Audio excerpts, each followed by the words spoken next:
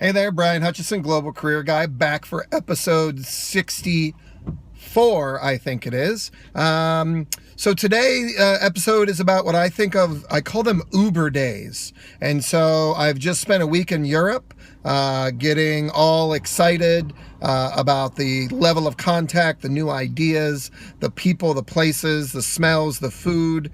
And of course, I'm on my commute in my car right now, pulled over to the side of the road for safety, as I transition back to my main gig as a department chair and a university professor. And so Uber days for me, they're very disorienting. And so today, jet lag worked in my favor. So I was in my home office at 6 a.m. And looking at my task list of the day, I'm editing a manuscript for publication with a Korean colleagues. It's designing a qualitative counseling instrument for elementary school kids around career counseling and sentence completion. I have some late things to send out to authors for the EP64 journal. I have to get to campus for a series of meetings, as well as to write 3 pretty extensive letters for tenure review processes for colleagues, yada, yada, yada, yada. Follow up on a keynote speech invitation from Asia. Just a lot of things on the to-do list today.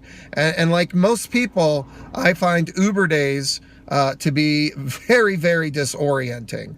And so I don't know that I have a lot of advice to give. What I'm experimenting with today is at 6 a.m., I shut it all down. No access to the internet, nothing else out on my desk.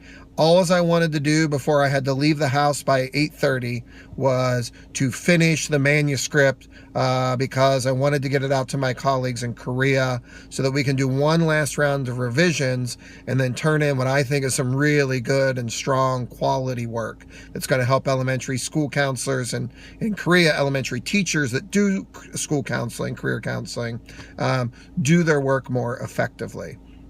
I really wanted to take care of the journal stuff to get it out to my Australian colleagues. I did not get to that. So now that's hanging out there on the floater list.